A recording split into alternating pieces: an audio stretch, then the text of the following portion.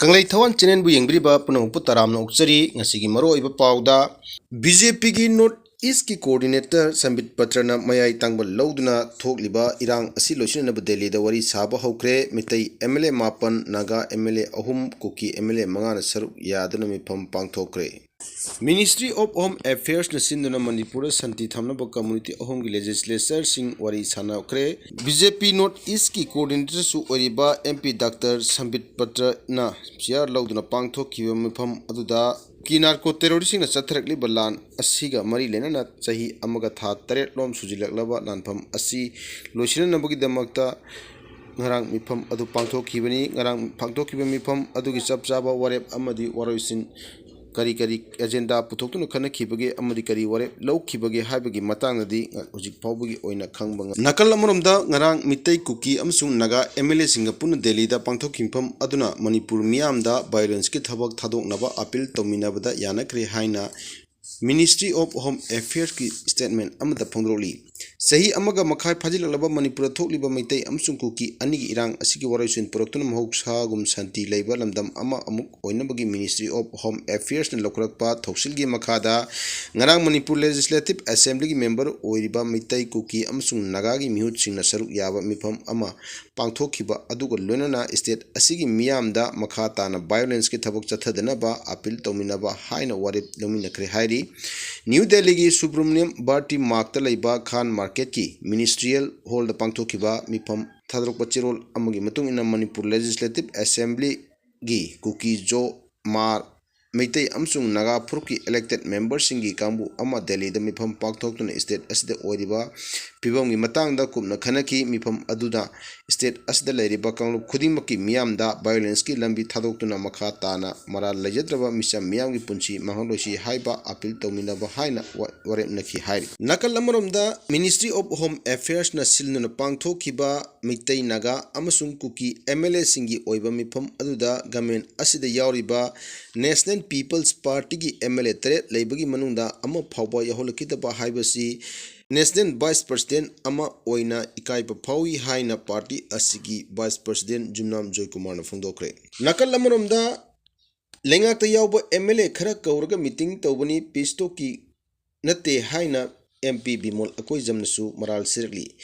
New Delhi da Ministry of Home Affairs Government of India na MLA khara kauraga wari sariba asi pisto natte lengakta yawriba MLA khara kauraga meeting tawbani haina Manipur Lok Sabha gi MP Dr. Angomcha Bimol nasu maral sikre news channel amana loba interview amada Dr. Angomcha Bimol Akoijam New Delhi da wari sanariba asi pisto oirabadi state asida leiriba tongan party singi mihut sing yafom to I yana paktok chautok na yengba changi mifam asidi ruling gi coalition da yawriba MLA khara kauraga meeting tawbani Prime Minister na mahaki party gi amasung government asida yawriba MLA sing kauduna punna phaminraga wari sapam to I haibasi mahaki maikaidagi matam kayagi mamangdagi haidino laklo wafam amani haina su phongdokhi Naga Chief Minister wasak gi thawam amasung Chief Minister singi conclave ta saru yanagadamak Chief Minister Nongthomam Biren Chandigarh thungkre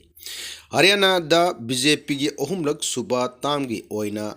wasak lawgodariba asida saru yananaba amadi Prime Minister Narendra Modi na share lawduna BJP na sasan toba state Singee Chief Minister Singee amasung Deputy Chief Minister Singee conclave ta saru yananabagi damak Chief Minister Nongthomam Biren ngarang namidang waram Chandigarh thungkre Haryana BJP Legislature Party leader oina khankraba Nayab Singh Saini ngasi wasak lobugi thorum azda Prime Minister Narendra Modi Union Home Minister Amit Shah BJP ke senior leader sing BJP ni sasan toba state sing minister sing amasung deputy chief minister sing chu saruk yagani hairi wasak lobugi thorum adu ngasi ayuk pung tara makhairom taba matamda Dusera ground sector manga Panchkula da pangthokani pun assembly seat Maudra leibagi manungda state asida BJP ni seat nipugu pangbata natana Independent MLA ahum nasu lenga asida sawlakhibani ngape mayul ubdagi thani pan ya angang ama leikidre hakchang anina asibo oina phangkre hek tabdun waitaba thodok ama oina subnatagi thani pan khak tangairiba angang nupa macha ama ngape macha ama yol ubdagi pan kidun laikanaba ngamdana leikidre thodok asi Thobal district ki Khangbuk part 2 Masnam lekai da ngarang numidang waram thokhibani lekai adu leiba ꯈꯨꯟꯗꯣꯡꯕꯝ ꯃꯦꯟꯇꯦꯟ ꯆꯍꯤ 19 ꯑꯃꯁꯨꯡ ꯈꯨꯟꯗꯣꯡꯕꯝ ꯑꯣꯡꯕꯤ ꯄꯨꯖꯥꯒꯤ ꯑꯍꯥꯟꯕ ꯐꯪꯖꯕ ꯃꯆꯥꯅꯨꯄꯥꯅꯤ꯫ ꯉꯔꯥꯡ ꯅꯨꯃꯤꯗꯥꯡ ꯋꯥꯏꯔꯝ ꯂꯧꯕꯨꯛꯇꯒꯤ ꯉꯥ ꯄꯨꯈꯠꯂꯛꯂꯒ ꯑꯉꯥꯡ ꯃꯌꯥꯗ ꯉꯥꯁꯤꯡ ꯑꯗꯨ ꯍꯩꯗꯣꯛꯈꯤ꯫ ꯇꯥꯟꯖꯥ ꯑꯗꯨꯗ ꯃꯩ ꯃꯨꯠꯈꯤꯕ ꯃꯇꯝ ꯑꯣꯏꯗꯨꯅ ꯑꯉꯥꯡ ꯑꯗꯨꯅ ꯉꯥꯄꯦꯝ ꯃꯆꯥ ꯑꯗꯨ ꯍꯨꯛꯆꯤꯟꯈꯤꯕꯗꯒꯤ ꯂꯥꯏꯕꯛ ꯊꯤꯕ ꯊꯧꯗꯣꯛ ꯑꯗꯨ ꯊꯣꯛꯈꯤꯕꯅꯤ ꯍꯥꯏꯔꯤ꯫ ꯅꯥꯀꯜ ꯑꯃꯔꯣꯝꯗ ꯉꯔꯥꯡ ꯑꯌꯨꯛ ꯑꯉꯟꯕꯗ ꯇꯣꯉꯥꯟ ꯇꯣꯉꯥꯟꯕ ꯃꯐꯝ ꯑꯅꯤꯗꯒꯤ ꯅꯨꯄꯤ ꯑꯃ ꯑꯃꯗꯤ ꯅꯨꯄꯥ ꯑꯃꯒꯤ ꯑꯁꯤꯕ ꯍꯛꯆꯥꯡ ꯐꯪꯂꯦ ꯍꯥꯏꯔꯤ꯫ ꯏꯝꯐꯥꯜ ꯋꯦꯁ ꯗꯤꯁꯇ꯭ꯔꯤꯛꯀꯤ ꯏꯝꯐꯥꯜ ꯄꯨꯂꯤꯁ ꯁ꯭ꯇꯦꯁꯟꯒꯤ ꯃꯅꯨꯡ ꯆꯟꯕ ꯅꯣꯔꯠ AOC ꯃꯅꯥꯛ ꯀ꯭ꯂꯥꯁꯤꯛ ꯍꯣꯇꯦꯜꯒꯤ ꯃꯥꯌꯣꯛꯅꯕꯗ ꯂꯩꯕ ꯀꯪꯂꯥ ꯄꯥꯠꯀꯤ ꯏꯁꯤꯡꯗ ꯉꯁꯤ ꯑꯌꯨꯛ ꯄꯨꯡ 8 ꯂꯣꯝ ꯇꯥꯕ ꯃꯇꯝꯗ ꯂꯝꯕꯤ ꯑꯗꯨꯒꯤ ꯅꯥꯛ ꯌꯦꯠꯇ ꯆꯠꯂꯤꯕꯁꯤꯡꯅ ꯅꯨꯄꯤ ꯑꯃꯒꯤ ꯑꯁꯤꯕ ꯍꯛꯆꯥꯡ ꯇꯥꯎꯕ ꯊꯦꯡꯅꯈꯤꯕꯅꯤ ꯍꯥꯏꯔꯤ꯫ ꯄꯨꯂꯤꯁꯇꯒꯤ ꯐꯪꯕ ꯄꯥꯎ ꯃꯇꯨꯡ ꯏꯟꯅ ꯂꯩꯈꯤꯗ꯭ꯔꯕ ꯅꯨꯄꯤ ꯑꯗꯨ ꯏꯝꯐꯥꯜ ꯄꯨꯂꯤꯁ ꯁ꯭ꯇꯦꯁꯟꯒꯤ ꯃꯅꯨꯡ ꯆꯟꯕ ꯅꯣꯔꯠ AOCꯗ ꯂꯩꯕ ꯅꯤꯔꯕꯅꯥ ꯁꯦꯜꯇꯔ ꯍꯣꯝꯗ ꯂꯩꯕ ꯃꯤꯑꯣꯏꯅꯤ꯫ ꯊꯧꯗꯣꯛ ꯑꯁꯤ ꯃꯇꯧ ꯀꯔꯝꯅ ꯊꯣꯛꯈꯤꯕꯅꯣ ꯍꯥꯏꯕ ꯆꯞ ꯆꯥꯅ ꯈꯪꯕ ꯉꯝꯗ꯭ꯔꯤ꯫ ꯂꯩꯈꯤꯗ꯭ꯔꯕꯤ ꯅꯨꯄꯤ ꯑꯁꯤ ꯑꯁꯥꯝꯒꯤ ꯍꯣꯖꯥꯏ ꯅꯠꯇ꯭ꯔꯒ ꯖꯤꯔꯣꯔꯣꯝꯗꯒꯤ ꯑꯣꯏꯔꯝꯕ ꯌꯥꯏ ꯍꯥꯏꯅ ꯊꯥꯖꯅꯔꯤ꯫ ꯂꯣꯏꯅꯅ ꯃꯍꯥꯛꯀꯤ ꯃꯃꯤꯡ ꯑꯁꯤ ꯁꯦꯜꯇꯔ ꯍꯣꯝ ꯑꯁꯤꯗ ꯃꯤꯌꯥꯝꯅ ꯕꯦꯝꯕꯦꯝ ꯍꯥꯏꯔꯒꯗꯤ ꯈꯪꯅꯩ꯫ ꯆꯞ ꯆꯥꯕ ꯃꯃꯤꯡ ꯑꯃꯗꯤ ꯂꯩꯐꯝ ꯈꯪꯗꯣꯛꯅꯕꯒꯤꯗꯃꯛ ꯔꯤꯝꯁꯀꯤ ꯃꯣꯔꯒꯇ ꯊꯝꯈ꯭ꯔꯦ ꯍꯥꯏꯔꯤ꯫ ꯑꯇꯣꯞꯄ ꯊꯧꯗꯣꯛ ꯑꯃꯗꯅ ꯊꯥ ꯑꯁꯤꯒꯤ 14ꯒꯤ ꯅꯨꯡꯊꯤꯜ ꯄꯨꯡ 2 ꯔꯣꯝ ꯇꯥꯕ ꯃꯇꯝꯗ ꯏꯝꯐꯥꯜ ꯏꯁ ꯗꯤꯁꯇ꯭ꯔꯤꯛꯀꯤ ꯏꯔꯤꯜꯕꯨꯡ ꯄꯨꯂꯤꯁ ꯁ꯭ꯇꯦꯁꯟꯗ ꯀꯣꯟꯕ ꯕꯥꯁꯤꯈꯣꯡ ꯀꯣꯡꯕ ꯏꯔꯣꯡꯒꯤ ꯀꯣꯡꯕ ꯑꯃꯁꯨꯡ ꯏꯝꯐꯥꯜ ꯇꯨꯔꯦꯜꯒꯤ ꯇꯥꯏꯅꯐꯝꯗ ꯇꯨꯔꯦꯜ ꯏꯔꯣꯏꯕꯗꯒꯤ ꯊꯤꯕ ꯈꯪꯗꯅ ꯂꯩꯔꯛꯈꯤꯕ ꯀꯛꯋꯥ ꯂꯪꯗꯥꯏꯕꯨꯡꯗ ꯂꯩꯕ ꯂꯣꯡꯖꯝ ꯀꯥꯟꯇ ꯆꯍꯤ 12 ꯑꯄꯣꯛꯄ ꯂꯣꯡꯖꯝ ꯀꯨꯃꯥꯔ ꯉꯔꯥꯡ ꯂꯤꯂꯣꯡ ꯊꯣꯡ ꯃꯌꯥꯗ ꯑꯁꯤꯕ ꯍꯛꯆꯥꯡ ꯑꯣꯏꯅ ꯇꯥꯎꯈꯠꯂꯛꯈ꯭ꯔꯦ ꯍꯥꯏꯔꯤ꯫